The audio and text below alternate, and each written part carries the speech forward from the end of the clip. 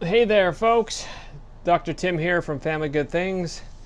Just reporting live, as if you're watching this live. This isn't Facebook Live.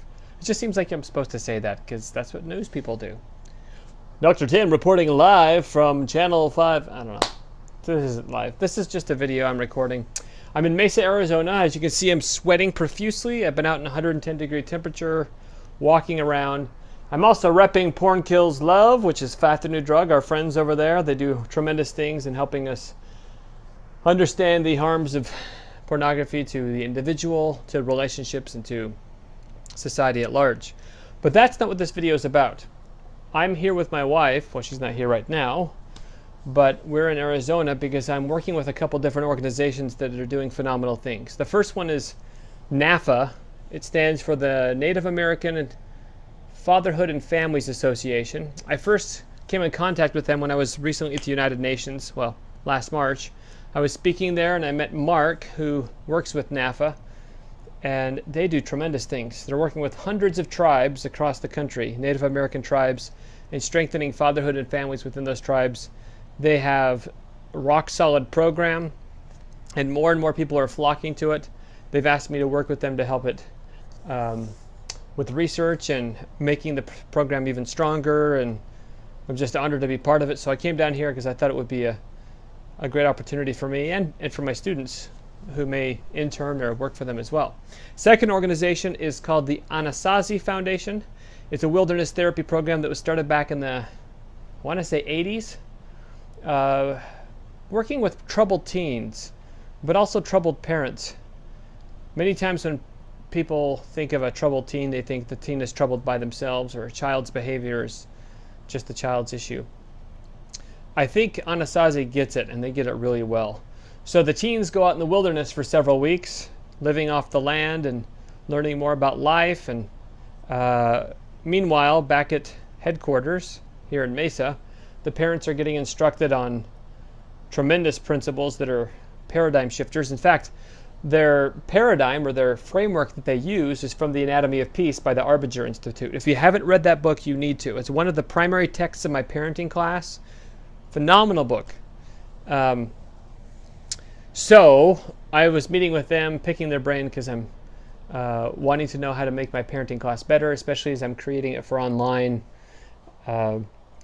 So on that note, while I'm sweaty and stinky, it's a good thing smell doesn't come through the speakers and through the screen. On that note, wanted to share just a couple things from the Anatomy of Peace, mostly just a personal experience I've had, and it's something that you all experience every day. As a father of 4 children, I value a clean home. I wouldn't, if you were to ask me away from everything, I'd say yes, I value my children much more than I value a clean home. But it's really easy to have something become bigger than our relationship with our children. So, for instance, my wife had to go to a meeting for something, and I was home with the 4 children. And after she left, I was finishing cleaning up the dishes, and everybody has their own dish job, and they were doing it pretty good. Whether it's loading the dishwasher, which is everybody's least favorite, or setting the table, which is everybody's most favorite. I was rinsing the dishes and getting them ready to load in the dishwasher, and it was summertime. It's summertime, and so they're wanting to go off and frolic outside and play.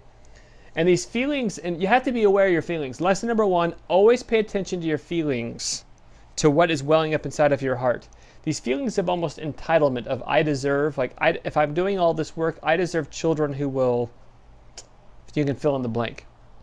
In this case, I went into the living room and it had been just destroyed. Not that big of a deal, but in that moment it became a bigger deal than it needed to be. So inside I was kind of warring toward them. And this is the moment when you start to see your children as objects and not as people, meaning their desires and their agendas and their passions and their hopes and dreams and fears. They're not legitimate. They're just objects. They're objects or obstructions in the way of your agenda, which in this case was a clean living room. So being a well-educated father about parenting and being an expert, I matched my behavior to what I should say, even though inside I was warring at this room that had just been cleaned maybe an hour earlier. You all know this. Trying to clean your home while your children are growing is like shoveling the walk before it stops snowing. If you haven't heard that phrase before. There you go. So I asked them, and they started whining and complaining. It's not my mess. You guys know it. It's not my mess. She did that. And then it's all this accusing. And that only increased my feelings of, hey, I deserve you to clean this up because after all I do for you, you may not voice all these things, but that's why you have to pay attention to these feelings. In the anatomy piece, they're called justifications. Started feeling why I was justified to have these feelings toward them. And so my tone got more bite in it, and I increased my volume, and then it just invited more war, and people were arguing with each other. We got the room cleaned up, but I'll tell you what, the feeling in the home was not good. The feeling in my heart was not good, and they didn't have good feelings about me. So in essence, what happened was the living room, or the cleaning of the living room, became more important than my relationship and really my way of being towards them, how I am towards them. I guarantee you, your children know when they're feeling like objects, when they're being treated as that, when you see them as that. Now, here's a pointer. You have to read the book to really get this. And in fact, you really need to read it several times, and you have to read it with a lot of meditating. Otherwise, you'll just skip over things. Oh, I don't do that. I don't do that. I think one of the best things parents can do is spend time really pondering on, when I keep running into problems, whether it's eating your children eating their vegetables, cleaning up a room, bedtime routines, anything else. What are my feelings like towards them, and how do they perceive me perceiving them?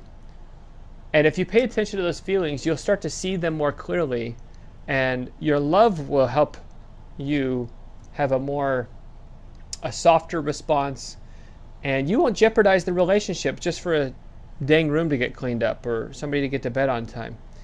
We have to catch ourselves doing that. A lot of times we want to just use some behavioral tactic of what sort of punishment can I inflict, what sort of bribe can I give them.